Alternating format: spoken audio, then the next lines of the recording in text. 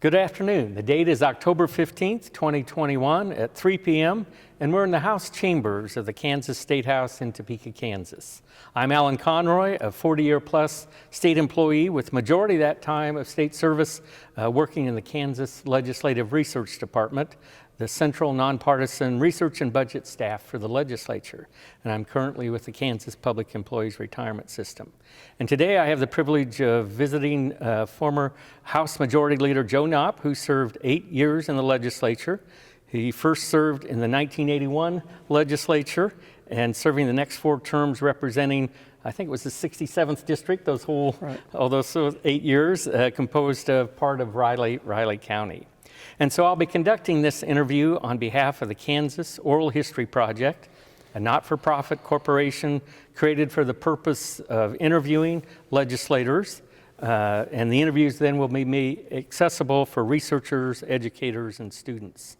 The interviews are funded in part by a grant from the Humanities Kansas, and I also need to thank Mary Galligan and the State Library here in the State House for their collective assistance to me in doing the research on Majority Leader Knopp in terms of preparation for the work for this interview.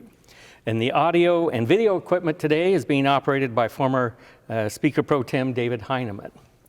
So Majority Leader Knopp attended Kansas State University where he was student body president, earned a bachelor's degree in 1974, and then a law degree from Washburn, I got that right, and been practicing in Manhattan since 1978. So had a good run, and what an interesting thing, for over 15 years you taught engineering law at Kansas State University, and you've also been past president of the solo and small firm section of the Kansas Bar Association.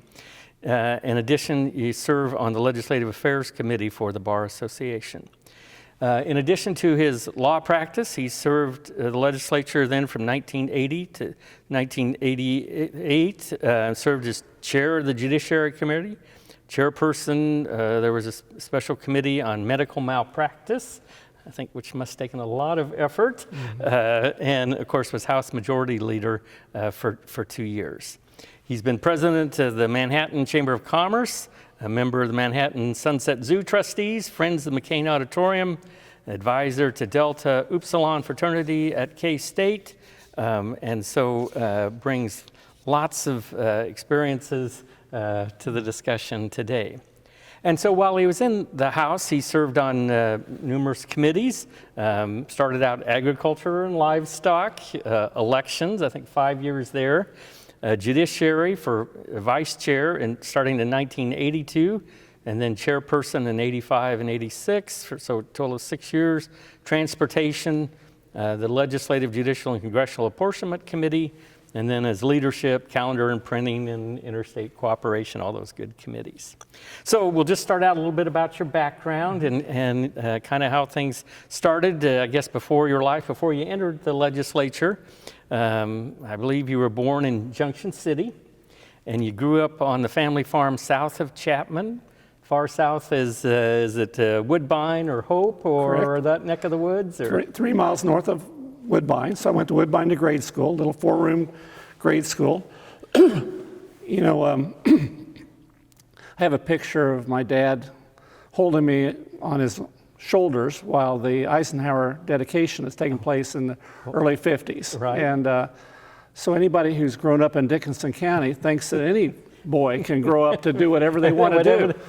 And so that's been kind of part of our tradition and a thought process. Yeah, But wonderful time, farm ethic and good background. Yeah. Any desire to stay on the family farm? Did that thought cross your mind? Or I tell people that there was a day when Dad and my uncle went in to talk to the lawyer while I was putting up hay for a neighbor. And the neighbor was paying me $1 an hour to take these bales up in the barn. And Dad and my uncle came back from the lawyer, and they said he charged $20 an hour for his service. And I said, I think I like that thought process. No, the farming was a good occasion, but we had a small farm, 3 boys, and going into law and even politics at an early age. I had that thought process, and that was a goal. Yeah, and that was in fact one of my next questions then, just in terms of when that interest in politics in general developed. I mean, you know, in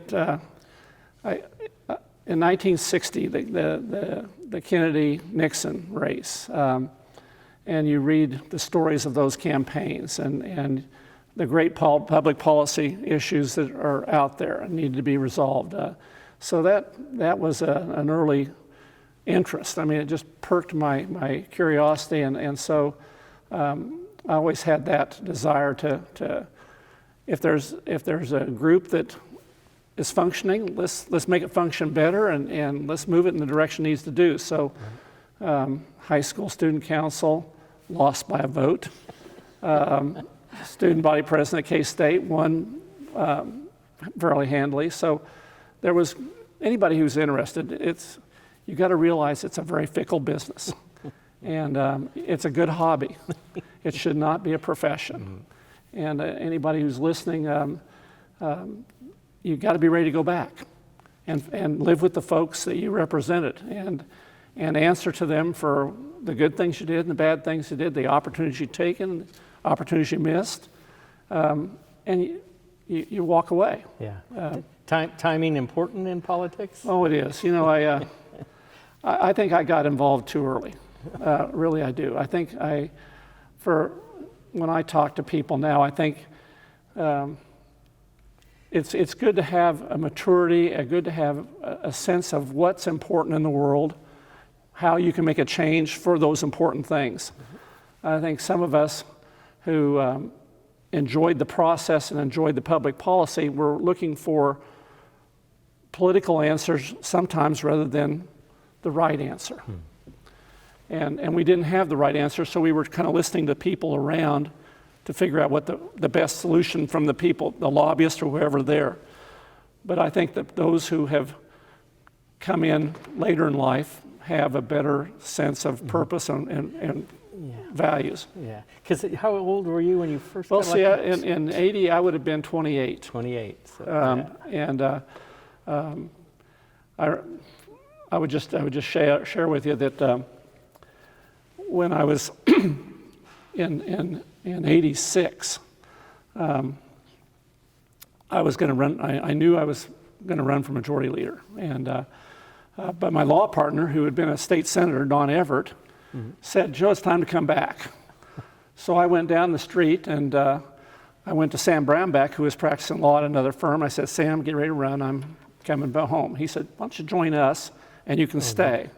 So I did, and 3 years later, he became Secretary of Agriculture, and he started his career. You know, there have been a number of student body presidents in the legislature. David Miller was one, Vic Miller was one, Ed Rolfs was one in my era. And so we have a sense of politics. We also have a sense of public policy. So it's a good background, but I think I got started too early. Yeah. It would have been better. I would have been a better leader, better person on governing. You're right. So you would have been majority leader when you were about 34? 34, 35, yeah. Yeah.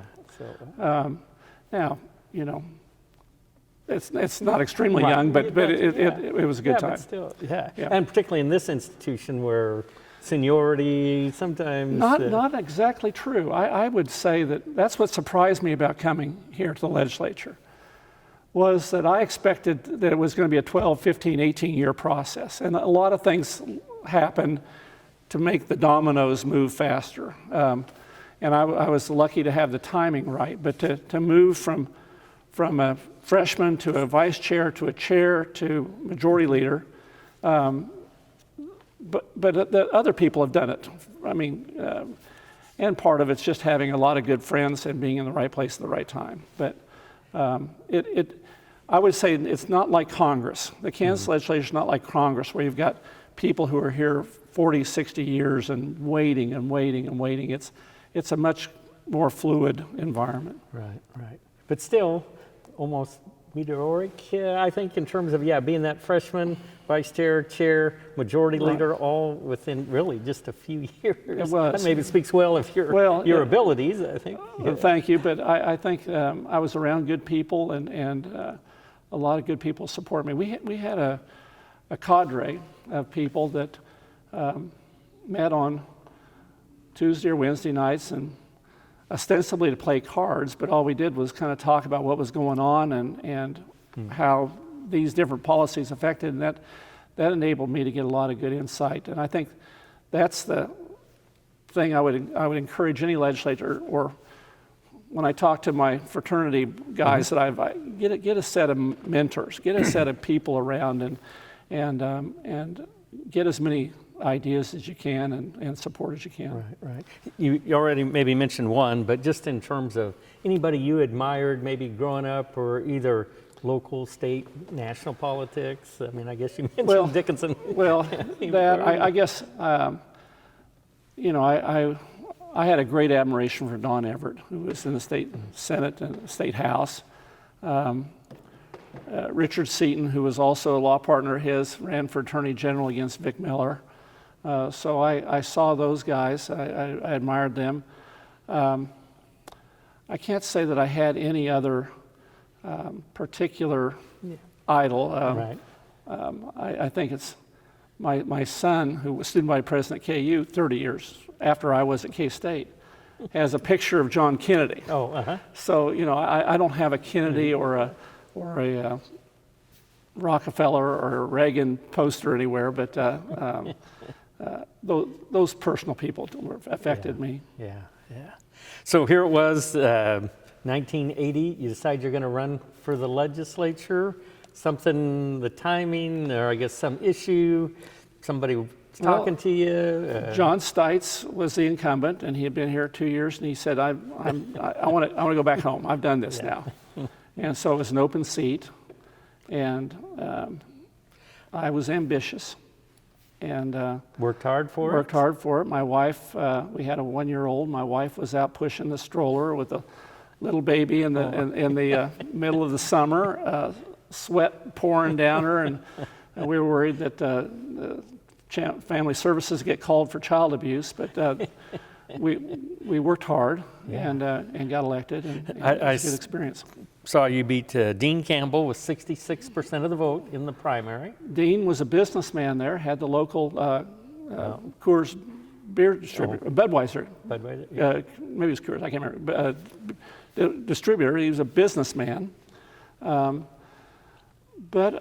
I had worked with, when I got out of college, I spent a summer working with John Peterson on his campaign for Congress. He eventually lost to Martha Keyes. But I went back to law school in August, and I got him through the primary, but no.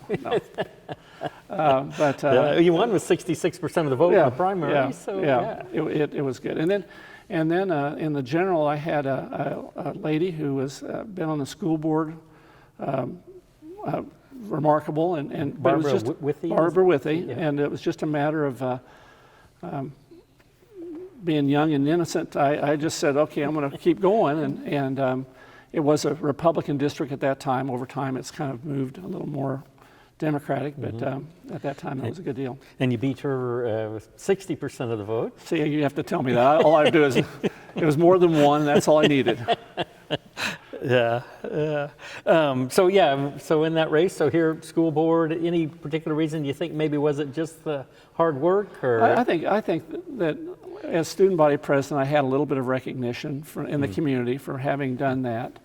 And I think that reflected on the people's judgment of my ability. I as student body president, got an ex officio seat on the city, on the Chamber of Commerce. And so I felt like over that period of time, I got to know the community.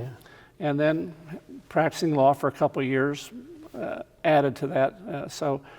I don't think that... A lot of like door to door? Awful lot of that. You remember, did you spend much on that first campaign? Or? You know, I want to say it's about $3,000 or $4,000, and it was all raised. You know, we didn't have money to put into it ourselves, Right. but we got friends to contribute. But Ron Hine was a state senator here at that time, and I had worked on his campaign when I was in law school. And Ron was a aficionado about putting up yard signs before yard signs were cool. And so we kind of took that back, and every time I stopped at a door, I'd visit with somebody, and oh, by the way, I'm going to be putting up yard signs the last week of this campaign. Do you mind if I put one up? They'd think about it. Oh, no, go ahead. So by the time the campaign rolled around and the election rolled around, I had a lot of yard signs before people were putting them up in Manhattan. And I think that had an influence on, but you know, it's like social media today. Whoever can come up with the technology and the newest way of reaching people and expressing opinions and showing support, they're going to have a good chance. Color code or stars or flag or anything. It was very simple. It was very simple. And let's see, the next 3 elections, no primary opponent? No primary. So you must have been doing something right? Yeah. Something right for the Republicans. No, I had general election opponents each time. Yep. And, so that was Yeah, it looks like I was just looking here in the research. 82 was Diane Urban, won with 62% of the vote, and then 84 is it Nina Miley with 67% of the vote, and then in 86 you were unopposed, which must have been nice. And then of course in 88 was Sheila Hochhauser. Right. Yeah. So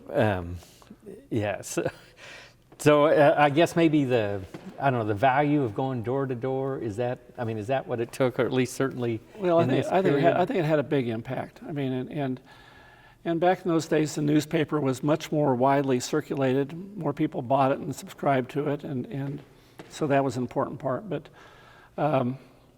endorsement from the paper, did they do that? Oh, they were always kind of lukewarm, namby. He's a good guy, but so is she, and so at the end of the day, you kind of wondered whether you got an endorsement or not. But it gave you a forum with the letters to the editor and other things to do things right. So when you got elected in November of 1980, of course, Reagan president, Dole was reelected. The Kansas Senate, the Republicans picked up 3 seats, so they were at 24, and then the House, there was a net gain of 3 seats, which brought it to 72 Republicans for that very first session. So here you rolled in from Manhattan. Of course, John Carlin, Democrat, was governor. Wendell Lady was speaker. Ben Foster, speaker pro tem. Robert Fry was majority leader, and Fred Weaver was the minority leader. And I always like doing this, just getting out the House Journal from, in that case, 1981, and just looking down the names of the crowd of people that you served with, and just Denny Apt, Marvin Barkas, Bill Button, Rochelle Chronister, Sandy Duncan, Keith Farrar, Mike Hayden, David Heineman, Jim Lowther, David Miller, Robert H. Miller, Ed Ross, John Sobach, George Teagarden, Neil Whitaker, Eric Yost. So a wide variety of people. And you've named all the all-stars that I viewed as all-stars. I mean, these were remarkable people, and Denny App, Rochelle Chronister, I can think of others. No, they were great people to watch. And I came. What you need to understand is that when you're first elected, you've got to select that leadership you talked about. So in December, we come in after you're elected in November, you have a leadership convest. And I didn't have a clue. And I didn't know that. I thought that was just a party. I can skip that party and I'll come and vote. Well, that's nice when they're out talking to people. So the bottom line was that Bob Arbuthnot, who lived 30 miles northwest of us, had come by and said, "Joe, I'd like to have your support. Can I have your support?" And I said, "Well, you're close. Who are you running against?" "Well, Wendell Lady, he's in Johnson County." "Oh, well, okay, you're close enough. I'll support you." And then he says, "Well, would you second my nomination?" "Well, all right, I'll do that. Why not?" Little did I know. And Wendell carried the day significantly. And at that time, it was kind of an urban-rural conflict there.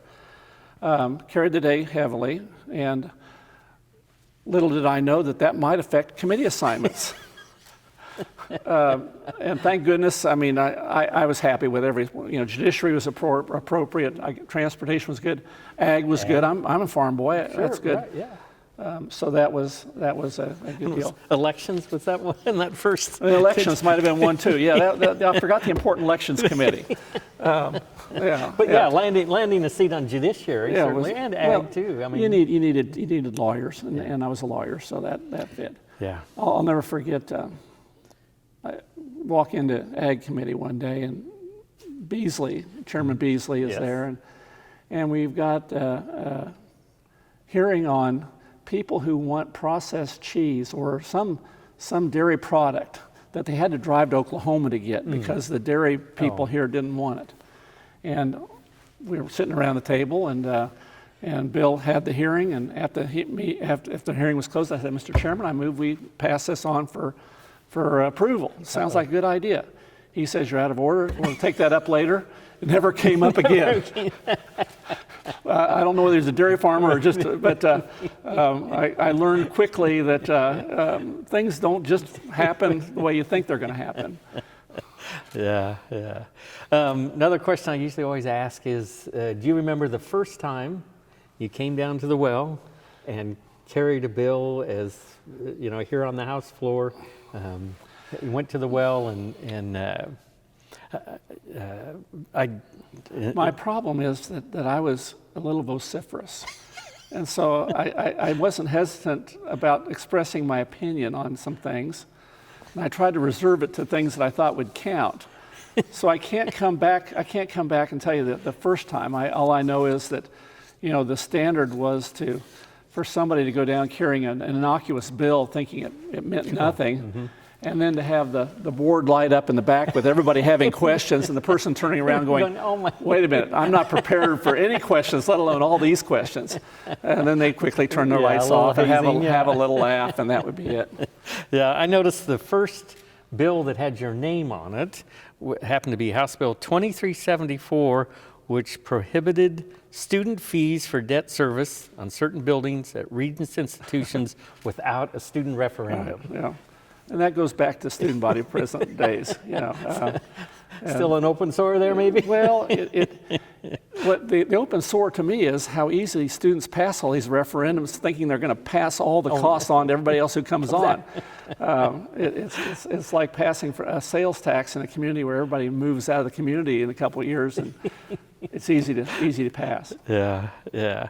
So we did some research and counted, and it looked like over the years you sponsored 64 bills and resolutions that had your name on it in some manner, and of course there were some of maybe kind of standard things. You honored Colonel Joe Engle for being the command pilot on the spaceship Chapman Columbia. High School graduate. See, that's right. Yeah, honoring Gene Riggs on her retirement from KSU. Food service. Congratulating Fred Weaver on his legislative service. Honoring Joe Snell on his retirement from the Historical Society, and he even had one honoring the KU men's basketball program and Larry Brown on winning the 1988 NCAA basketball. We try to be economical.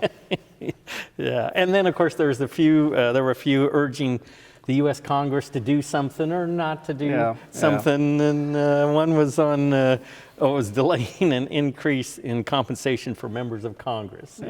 Your name was. The bill that I worked the hardest on my first year here involved a cult bill. Oh. I had a engineering professor whose daughter had been kind of not coerced but seduced into a cult, and he was having trouble getting her out of that. And we spent a lot of time. Joe Hoagland was chairman of the Judiciary Committee, and it kind of caught his fancy, and we got it through the House, only to have it die in the Senate with L. Wayne Pomeroy saying, I don't think this is that important, and it has some consequences. But that taught me early on, there's two houses, and it also gave me an opportunity to kind of advocate for a particular issue that Sure. a lot of people really hadn't thought of before, and it was a good experience. Yeah, I mean, just some of the other bills, agricultural corporations, businesses may own land reasonably necessary to conduct their business. That was in the early 80s. And see, the other thing about that, here's a lawyer on the Judiciary Committee, and you've got corporate farming coming into the state, hog farms, dairy farms, cattle. Right. And the question for a lawyer is, what difference does it make if 4 people have a partnership, or they form a corporation and sell stock to each other, or they sell stock to their kids, or they sell stock to their neighbors? Right. Well, to a farmer who's not paying enough attention, says, that sounds like IBM and General Motors, and I don't want them owning farmland.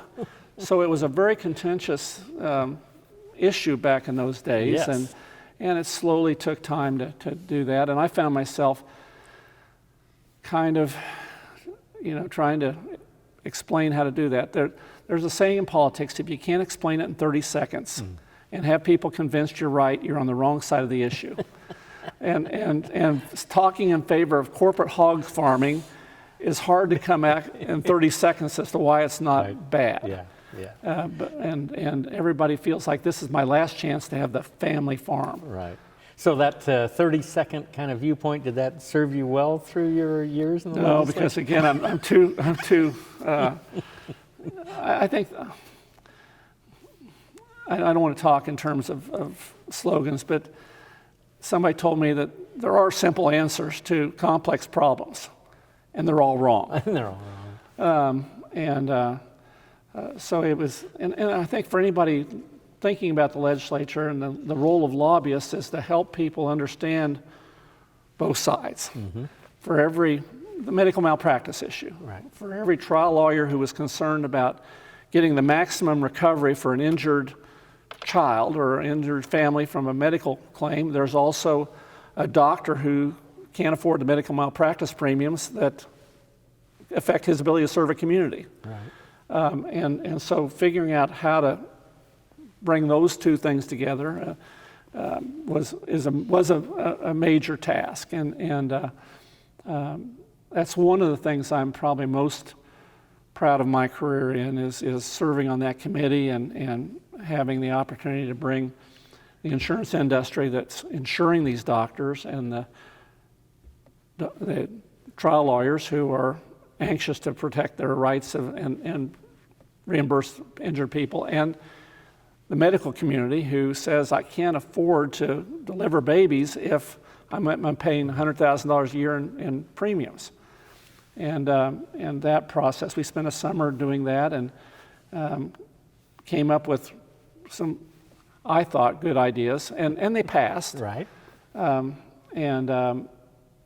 whether it was a cause of that or something else, the problem went away in Kansas and across the nation. But at one time, it was really threatening the delivery of health care in rural areas and urban areas across the state, just because there's not enough doctors to pay for all those $1 million losses. Yeah.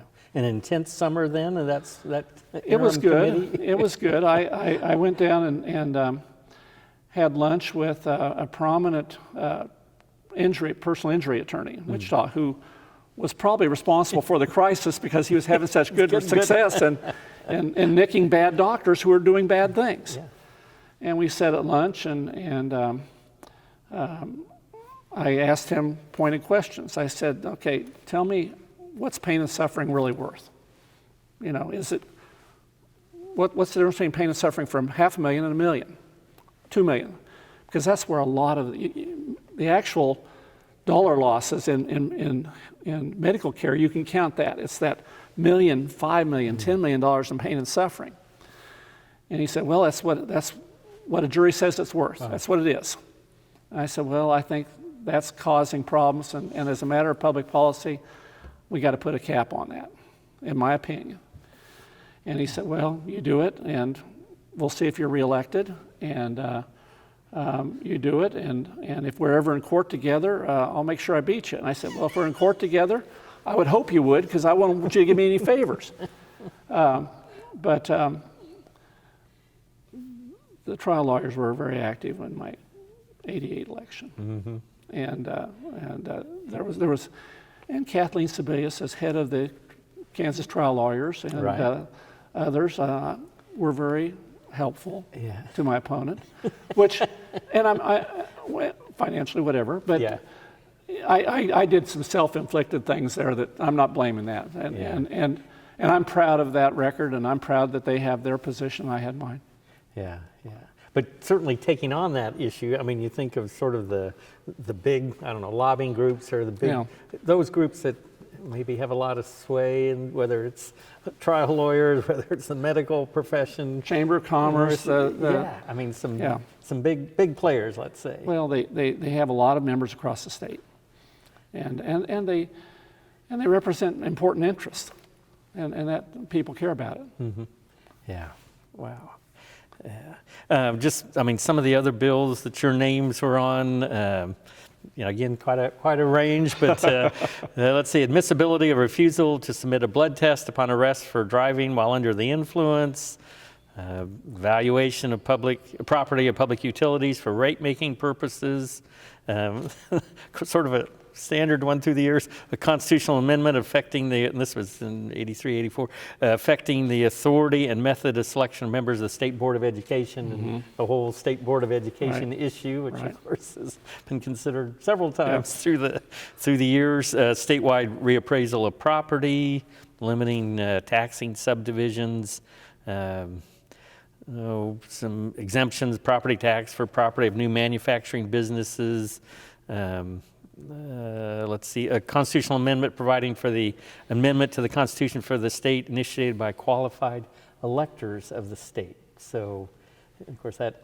did not pass, but still think that's be a good thing to have on as part of our Constitution. You know, the times have changed so much that I think all of these things have got to be viewed in the perspective of the times that they were considered, and so don't hold me to a position that I might have had 40 years ago. It's been a few years ago, yeah. That's fair. That's Isn't that fair. amazing? 40 years. I mean, Yeah. this is Yeah. 42, 43 years ago. Yeah. I'm only 52. And think of all the wisdom you've gotten over those years. Yeah, mandatory life imprisonment for certain crimes, reducing general fund transfers to the state highway fund, training program and exams for municipal judges, those kinds You of think things. back on that. I mean, the death penalty at that time was a major issue that we dealt with, and had some very, the medical malpractice debate was a significant one. The death penalty debate is one that takes you to your core values, and trying to figure out where that issue is. I mean, those are the kind of issues that I think go beyond partisan. They really go to your core value. Yeah. And where do you stand? What can you live with for the next 50 years when you vote on something like that? Yeah. And I think, by and large, the people who are up here, well, I'll say all of them, very conscientious, very dedicated to doing what's right in their mind. And that was my perception at that time. Yeah. And I look at, I've got a composite of all the legislators, and I can look at each one of those names, and I know that if I had a flat tire within 20 miles, any one of them would come and pick me up, as would I for them. And it's that kind of camaraderie, whether you're D or an R. Right. And I wish that I had spent more time after the last 40 years going to keep up those relationships. I mean, annually we have a fish fry here, and I don't come to those as much as I should, but they're great people. Yeah, yeah. You mentioned about, tough issues and all that, and it's another question, it's kind of that philosophical, kind of governmental thing. Do you vote your conscience, your beliefs, or do you vote your constituents, to your district, whatever the issue may be, or maybe? See, one of the things I think ended up resulting in the community saying I ought to come back and let somebody else hold my position was Oh, we had some votes. We were in the middle of we thought, a tight budget session. And as majority leader, I'm sitting up here saying we're going to hold the line and telling a lot of people we're going to hold the line. At that time, we had about a 67, whatever it would be, 67, 50, 60 majority. So you could only lose 3 people, and you wouldn't prevail if the Democrats held their position. And so there were a lot of votes that I was leading and saying, hold tight on this one, even though you think it might be good to spend another $10,000 on that, let's hold the line. So here comes an amendment from the Democrats saying, let's add $50,000 to a program at K-State. And so I'm saying, wait a minute, our goal is to hold the line, and part of that goal was to fund faculty salaries that had already been approved at a much higher level than I thought we could get it done. And through our efforts, we got more faculty salaries. So I felt the need to say no to these things just to be consistent. Well, that vote became a key vote in the advertisements against me. He doesn't represent us. I tried to explain why, in the big picture, having a majority leader from Manhattan was good for K-State. And having a Democrat who's sitting in the back of the room is not good for K-State, but they weren't willing to buy that. And I think anybody who doesn't understand their constituency and thinks they're smarter than their constituency is in trouble. And again, if you can't explain it in 30 seconds, you're in a difficult position. And just some of the other issues, affiliate or Washburn, and kind of how back in those days, Washburn Municipal and got a direct appropriation from the state.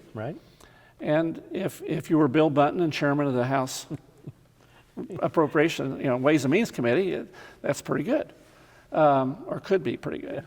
Bill was always very fair to all the region schools, and so the vote came, the decision kind of coming down, should we have Washburn under the control of the Board of Regents? And my thought was, yes. Key word is control. To Manhattan, we've got 6 kids in the family, and we can't afford that. Why are we adopting another one? And so that became another issue. And again, that was the deal. We took up reapportionment that year. And the issue was, do you count students where they reside or where they live at home? Well, we've got 20,000 students who have residences in Seward County and Johnson County, and so any vote that comes to any count increases our population and our representation. The problem with that was that it required a state census that was hundreds of thousands of dollars to conduct. And whether you've got 2 representatives from Manhattan or 2.1 representatives probably isn't as important as who they are. And so my view as a conservative fiscal person was, I think that's a waste of money, and I don't think it's just, well, once again, you're not representing Manhattan. And so I've named about 3. And that goes back to the duties of leadership. And trying to convince your community that, on balance, you're better for your community but that's assuming I'm smarter than they are. And that is not something you should assume.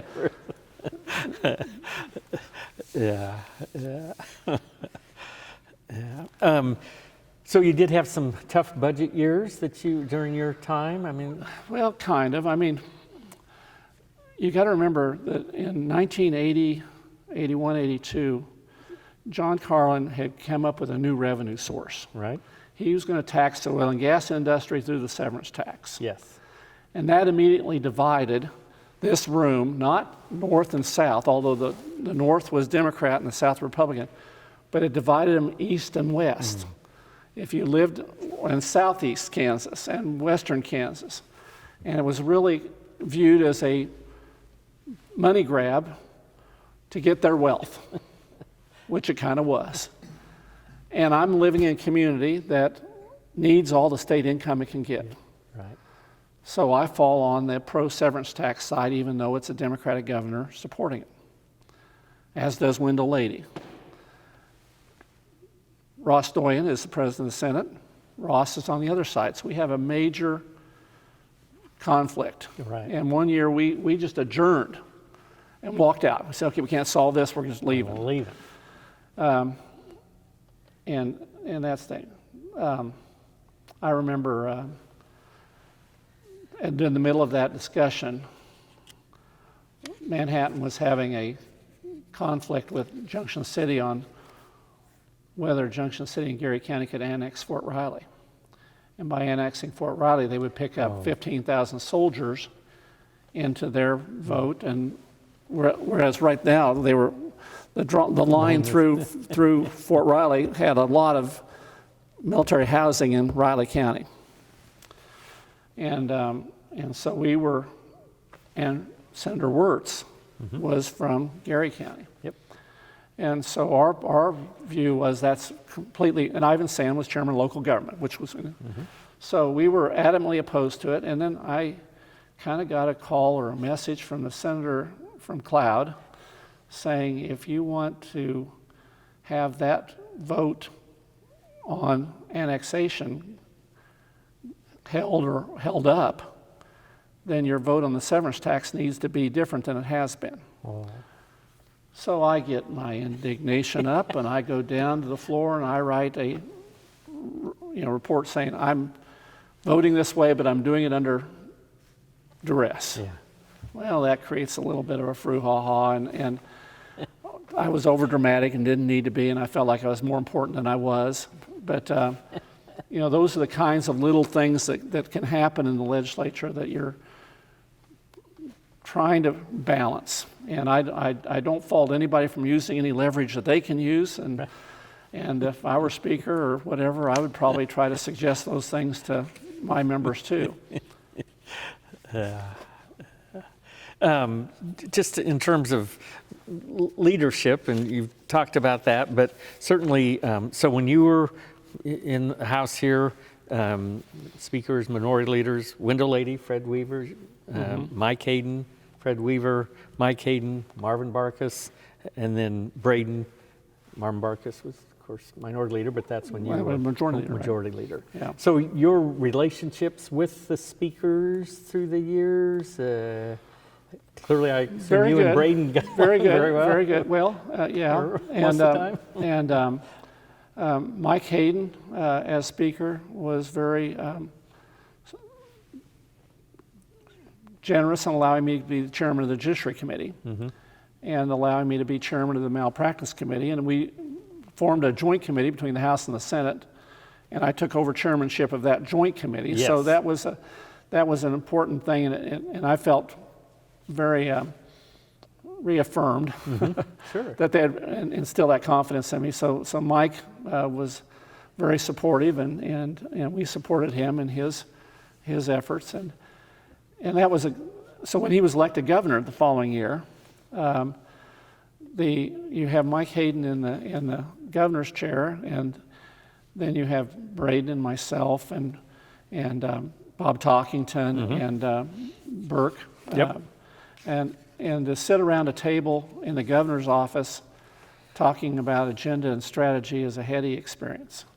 And it's one that gives me insight into government that I would have never had any other way. And you can talk about income, and then you can talk about psychic income.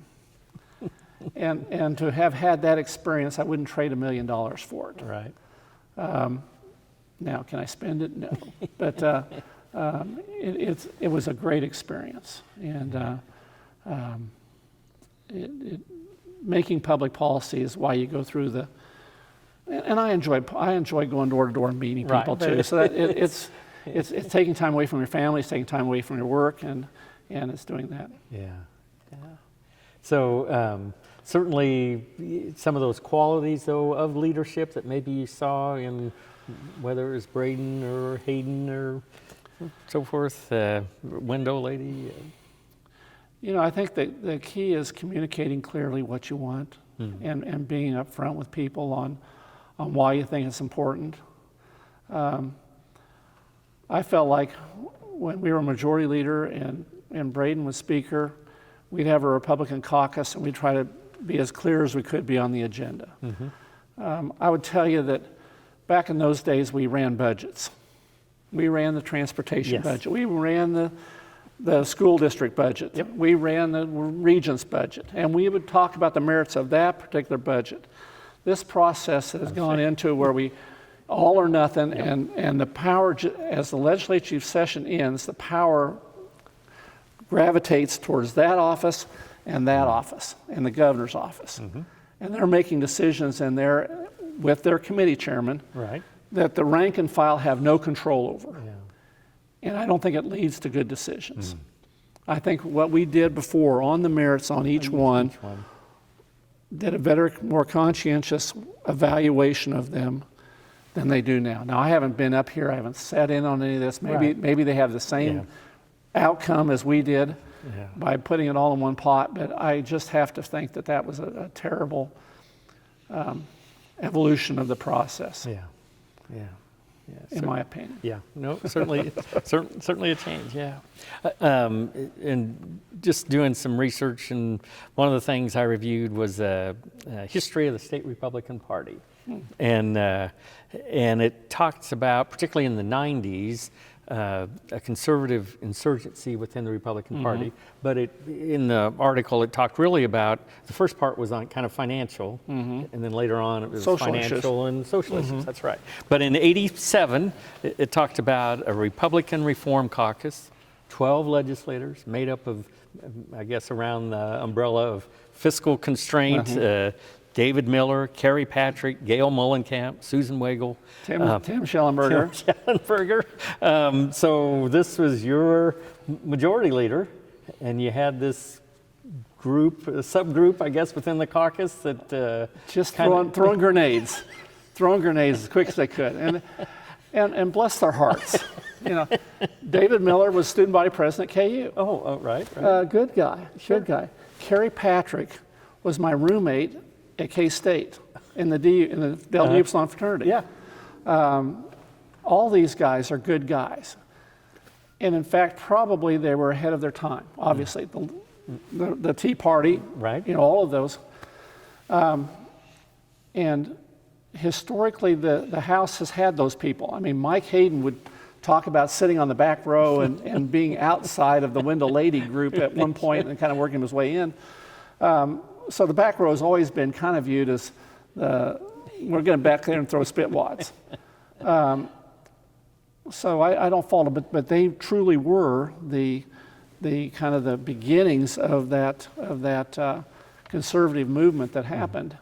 When we were here, there was a lot of balance. And I want to say 67 Republicans, and out of 100, maybe 58 Democrat, 123, whatever the number is. But I think we had good policy coming out of that, and we had good discussions. And I have friends who irritated me on the other side, but we laugh and go out and go to the Chamber of Commerce reception, or the banker's reception, or whoever's reception that night, and see our constituents and always run into each other and share a story from the day. So I think that was good. We've gotten extremely focused in our issues now. And it's hard to get past the rhetoric of that. And again, part of that is being able to convince the public back home that it's better to find a compromise than it is to stand on principle and lose or whatever. Did the Democrats in that time sort of take advantage, capitalize maybe on that? Oh, sure. That, those 12 plus their 53 got them into the 64, or 63 votes. but the problem the 12 had was that they didn't like being associated with liberal, so it was more or less to kind of complicate things. But no, those were all good people and highly principled. I mean, they were doing it because they felt strongly that what they were doing was right. And, and today I would probably identify more with some of the things they were saying then than I did then. You know, what's interesting is when you talk about the party, I felt like I was a conservative Republican then. And I think like I got more conservative, but my party has moved even further away from me. And I'm trying to decide where on the liberal, moderate, conservative spectrum I am. I would share with you that all of my friends, many of my friends in the legislature, in the last 2 elections have not supported my Republican candidates that I'm supporting. Winter, loved him. He's a dear friend. Respect his judgment. Rochelle Cronister, respect her judgment. You know, Tom Moxley, all these people who I respect have somehow migrated to the left of me. And it's disconcerting because I have so much respect for them. And maybe they're so close that they know more than I do. And I'm just sitting back at home, you know, drawing vague generalities. Right. Did I read somewhere at one point that maybe you identified with the Tea Party? I mean, I would say that as time went on, I've become more. See, that goes back to maturity. I feel like I've become a lot more fiscally conservative because I've been paying for all this for 40 years. Back when I was 25, 38, I didn't have a lot of money, but I wasn't paying a lot. And so the idea of having more programs that were funded by everybody to benefit everybody made a lot of political sense to me, and it fit a political philosophy.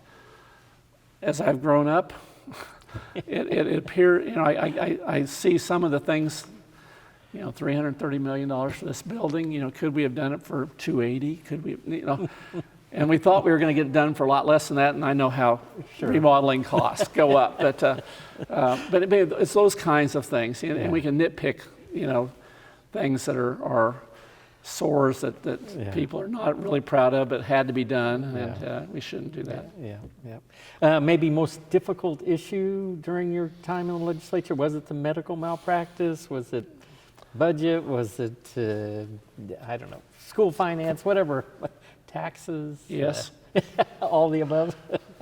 You know, school finance was always a problem because it boiled down to Dale Dennis in the budget department over at the Department of Education coming in with a printout, and each printout said what 308 districts would do, and did this one help me or did that one help me? And it was always tended to be a rural urban situation, so it wasn't necessarily Republican or Democrat, but inevitably in the old days when the last bill that came up was the bill to appropriate, and there would always be a bill to adjust some minor appropriation that needed to be done at the last minute, which then made every appropriation amendment germane.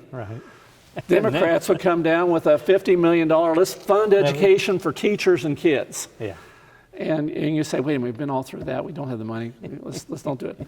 So we've got to come up with 63 votes. Well, we've got some people who don't do that. And I remember one particularly tough time we were going through in Speaker Braden's office, and we were counting votes and figuring out how we could do it. And we had a couple people always voting with more money. And we said, and we were getting pressure from the 12 in the back, why are we having to hold the vote if they don't? And we had a vice chairman of the Education Committee who had strong views. And we said, well, there's got to be consequences for not voting for this. And the Speaker took her off of her vice chairmanship. Republican. The next day, there were a 6 rose bouquet on her desk from the Democrats saying, applaud you for your courage. And all of us felt bad. You know, and in retrospect, I wish we hadn't have done that. Elizabeth Baker was a good person and had strong views and just recently passed. And, but it's those stories, it's those things that you look back on and you say, doggone it, could we have done something different? But at the time, these, you got to figure out how to hold the team together. And, that's part of leadership? That's part of leadership and making tough decisions. Yeah.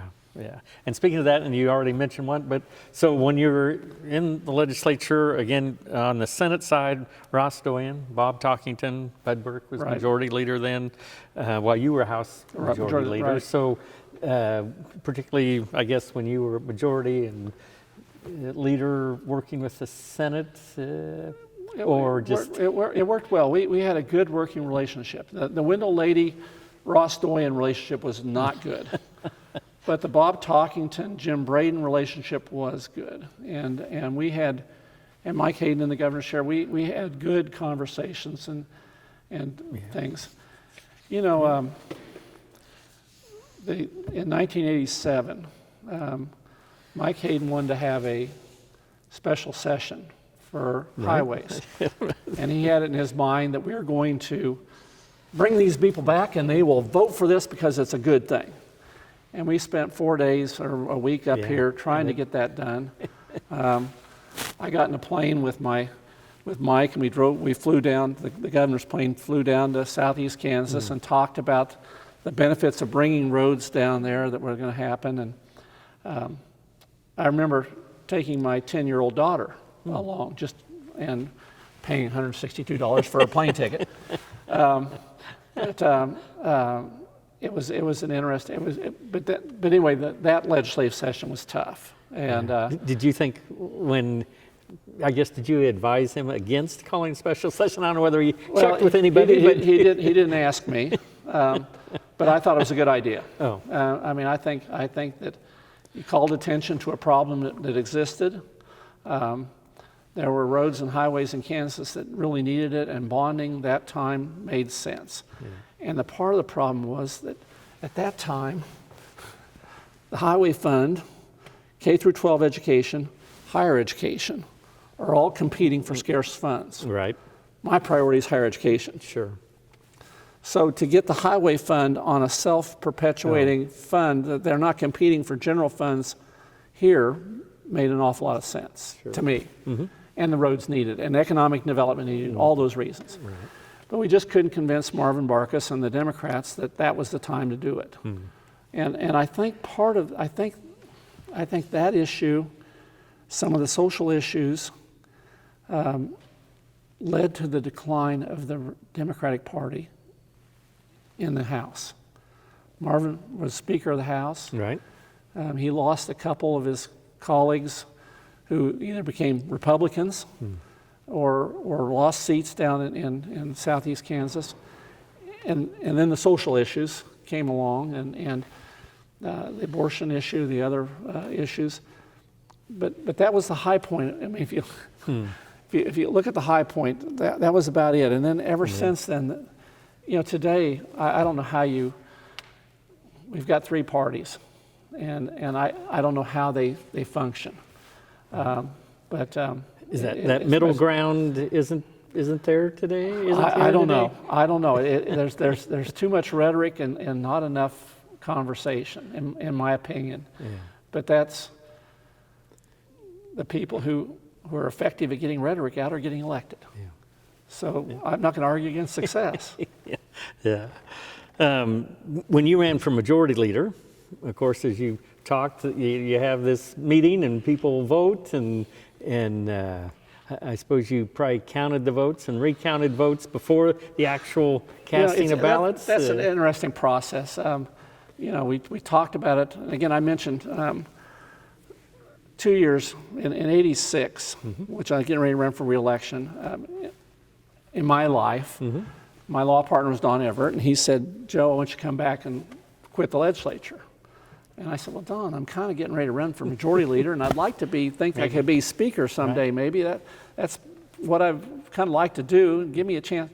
Well, no, I want you to do that. And I said, well, all right. And I walked down the street to another law firm and talked to another young lawyer by the name of Sam Brownback. And I said, Sam, get ready to run. I'm getting ready to retire. And he said, well, I've got a partner down here who just died of cancer a couple of years ago. We got a vacant office. Why don't you come down and join us? So I did. And the rest, so I ran. Mm-hmm. Well, running for legislative leadership is not as simple as you think. It's not quite the same as just going around and saying, hey, Harold, Yeah. Mr. Goulner, would you support me? And Harold says, let me think about it. Why don't you come out and visit me? Mm-hmm. And I said, well, Harold, Syracuse is a long way away. I come here Yeah. all the time. Roads go both ways. You could come and visit me. So I spent the summer and fall going out and visiting people in their homes, in their home districts, driving around their elevators, and helping campaign for them. Well, my opponents at home working hard against me. Right. And I was successful. And well, that's not quite true. I was unopposed at that time. In 86, that was that's it. I was right, unopposed. Yeah. I was helping people in '88 when I should have been home. Yeah. But in '86, so I went around, and when somebody says I'll think about, you can say, now is that a yes or is that a no? And you have your friends who are helping you on this, and they're coming up with these lists, and so at the end of the day, I thought I had a 4-vote majority. Were you surprised at the actual vote? So the first vote comes out, and it's a tie, and there are 3 people who have voted for Ben Foster, who's from Wichita. Ben was wanting to be majority leader, and he and Burr Cyphers from Overland Park were Mission Hills, were the 3 votes. So it's tied, and Bob Van Crum is a good friend, and he and I are running, and the second ballot comes in 2-1, so I win by 1 vote. 1 vote. And I go back and I'm trying to say, okay, wait, who are the 3 that I thought I had? And I remember one lady from Wichita I thought I had. She said, well, I didn't vote for you. And I said, well, I appreciate it. And she says, well, you didn't come and talk to me. And I said, well, I thought I'd been good friends and we had been on the same side all along. And she said, you didn't come down and talk to me. The other guy did. And so it all goes back to it's personal. Mm-hmm. And it all goes back to respecting that person's self-worth and going to talk to them in their home district. And it makes leadership so much more effective. I could say to Harold, I know where you live. Yeah. I know the issues. This issue isn't important to your community. Can I have your vote on this issue? Mm-hmm. And then we'll try to figure out something that's important for Farm Bureau or for somebody else that's there. Yeah.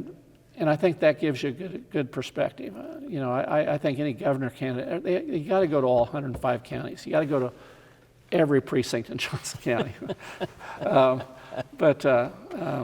I think those are the things that make a difference. Yeah. I noticed. Medical malpractice, biggest success maybe in terms of if you had, I don't know, maybe it's not fair to name one, but. Well, that's the one I had the most personal involvement with that turned out well. Yeah. I take credit for all the good things that happened.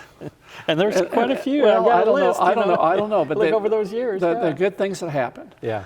And I look back, early on, John Carlin, as governor, to his credit, took on severance tax, took on liquor by the drink, took on some things that, and my mother is WCTU, we don't drink. You're right. So for me to vote for liquor by the drink, not good.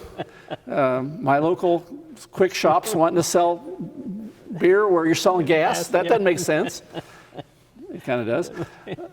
Gambling. Right. He took on gambling. We went to Parimutuel at that time, the racetracks. Right. We're going to beat out Exarban because they're making a lot of money. We're gonna right, have 2 racetracks and greyhound tracks and a lottery. Yeah.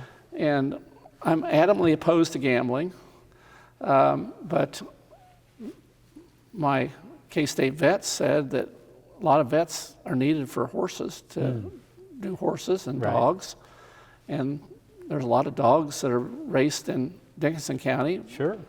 And Wichita needs a track, and Anthony needs a track, and so I found myself kind of saying, okay, well, we'll go with parimutuel. I won't go with lottery, but I'll go with parimutuel.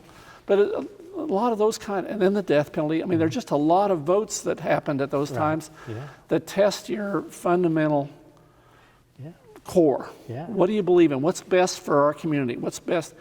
And I tried not to assert my morals on everybody else. So if somebody said lottery is just a form of entertainment, so what's the difference between going to a K-State football game and spending $20 or going to the local quick shop and believing you're a millionaire for a week and what you're going to do with your money?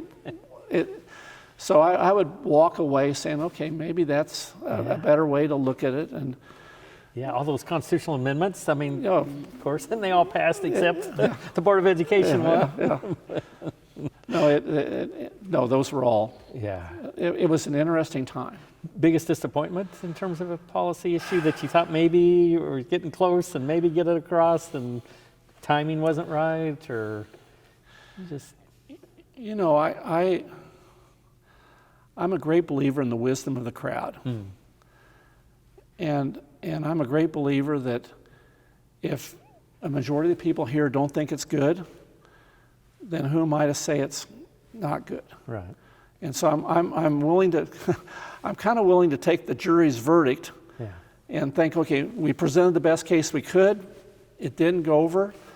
Let's see how time will tell. And if it's a good issue, we'll come back. If it's bad, it's kind of like my cult thing. I thought the cult thing was a good thing. I mean, we ought to be able to go in and save somebody from the Jonestown catastrophe. Right. And yet people said, well, there are civil liberties involved here, and the people are adults. But anyway, my point is, I'm a lawyer. I'm willing to let the wisdom of a jury, the wisdom of this body govern the outcome. Right, yeah. And I'll live to fight another day. Yep.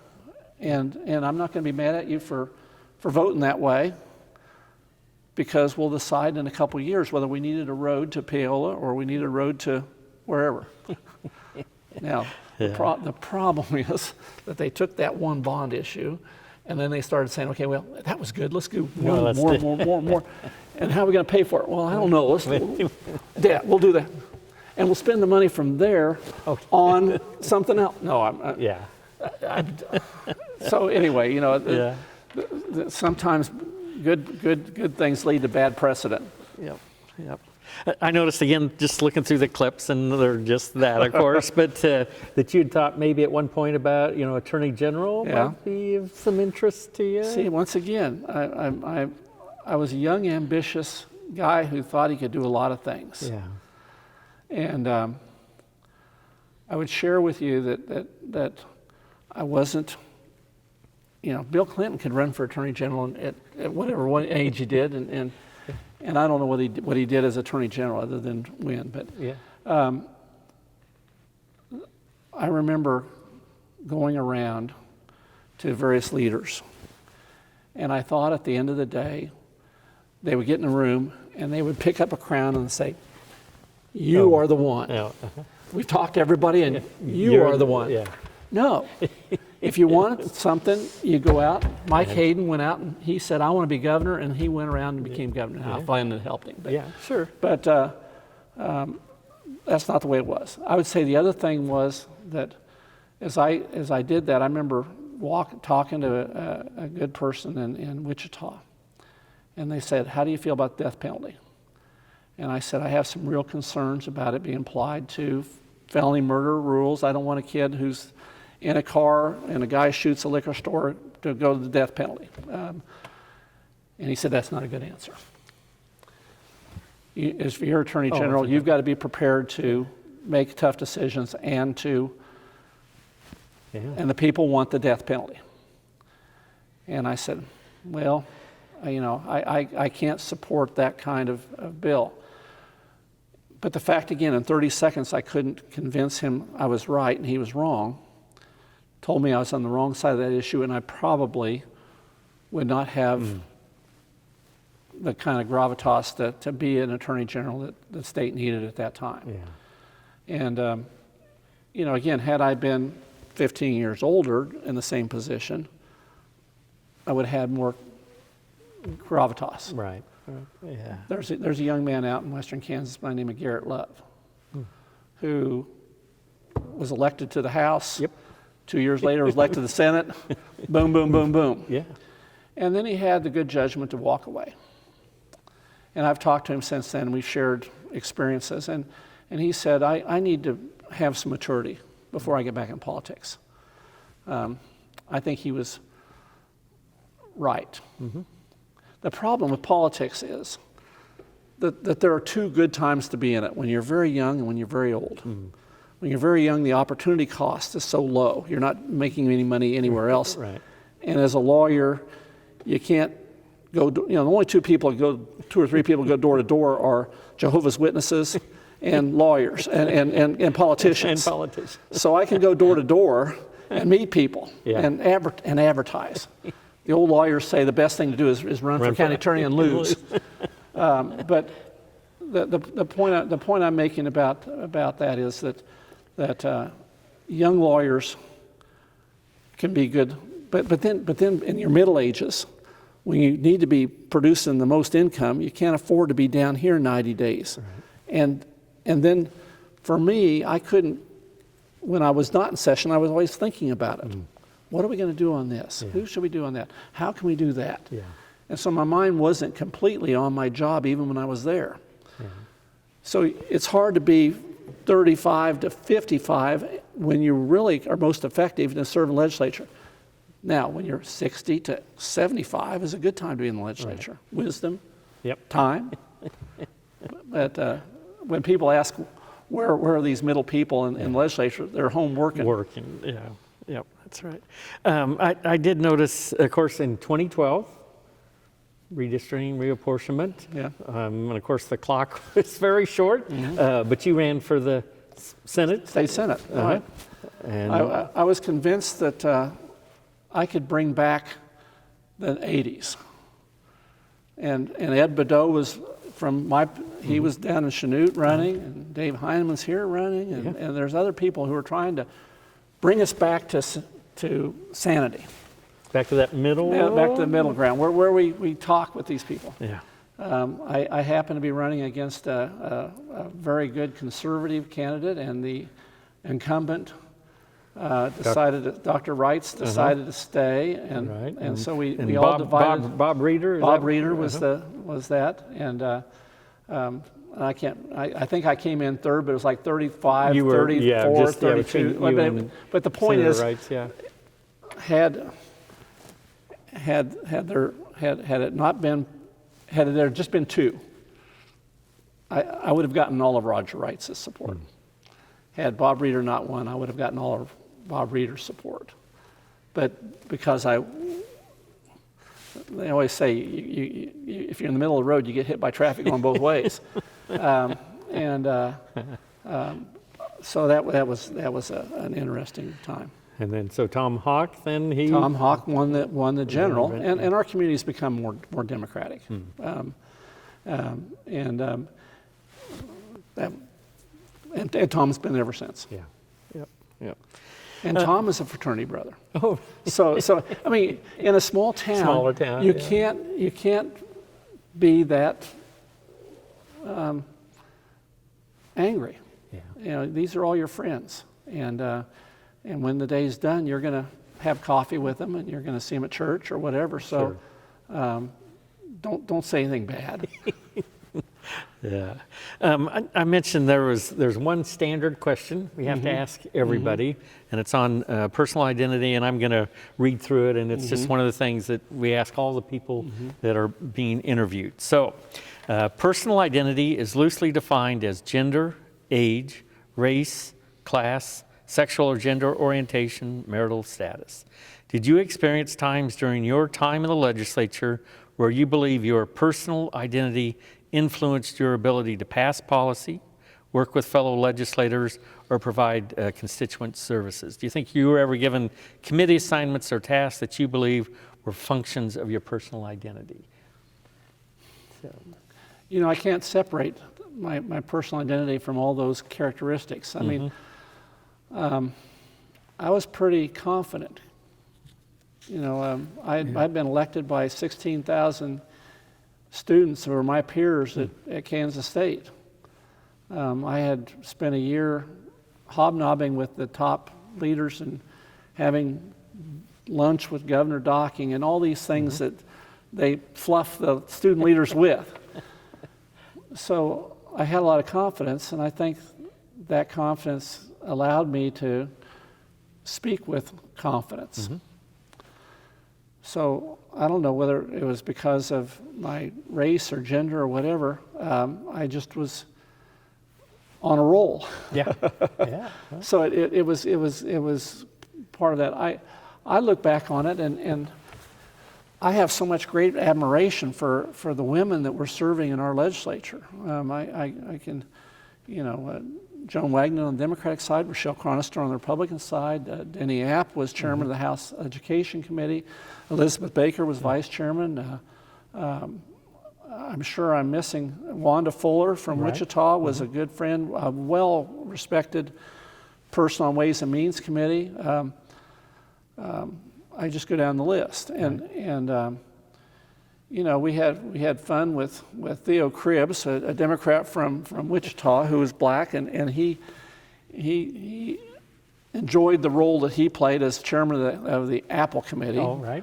But we respected his views. I think Norman Justice. I mean, I look at everybody in this room, and they were representing a group of people, and I always. This goes back to my naivety or maybe my inability to recognize these problems, but I always felt like Rochelle Chronister could have been speaker, could have been governor.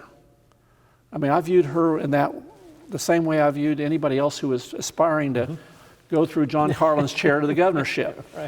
And I always felt like sometimes, I remember going to League of Women Voters and making the comment that I felt like a lot of women allowed themselves to be underappreciated because they tethered themselves in some way.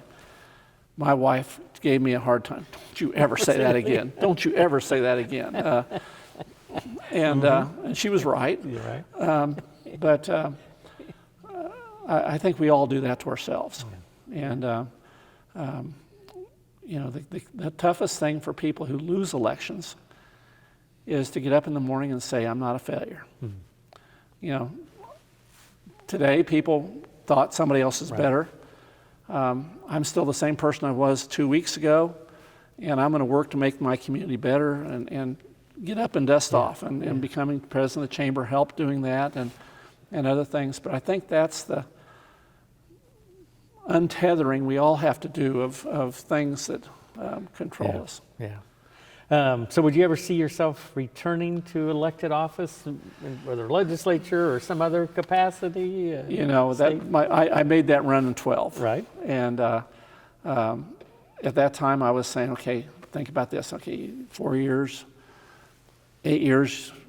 And again, I'm egotistical.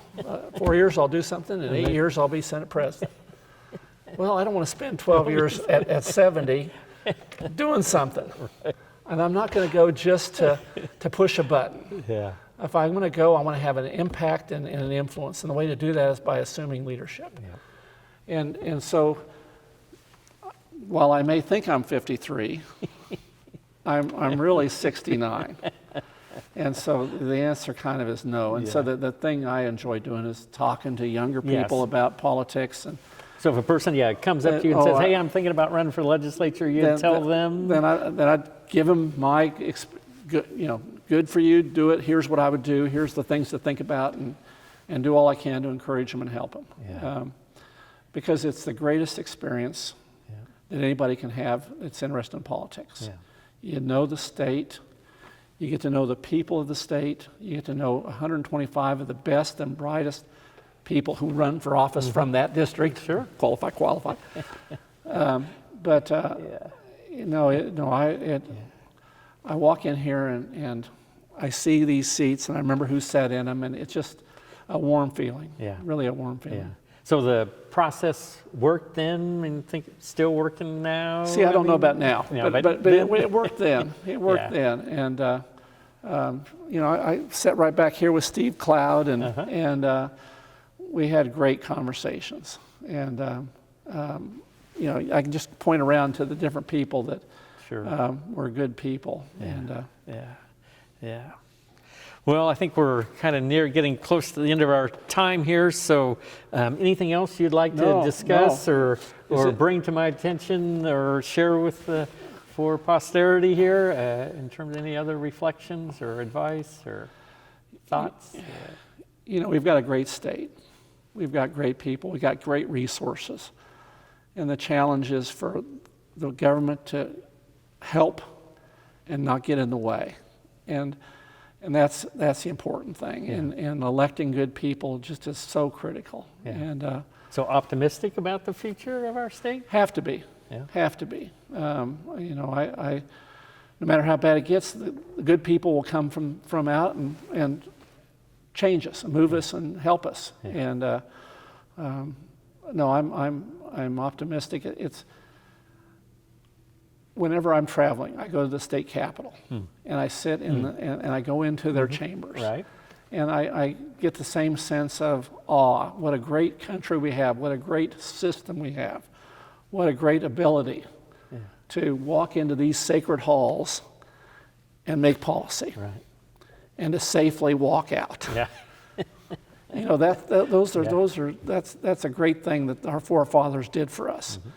And we've got to work hard to protect that because it can be lost in a minute. Right. Well, thank you very much for your time today. Thank you for your thoughts, sharing those, and thank you for your public service in the legislature and afterwards around, in your community and around the state. Flattered. Thank you for honoring me. Yeah, that's right. So, yeah.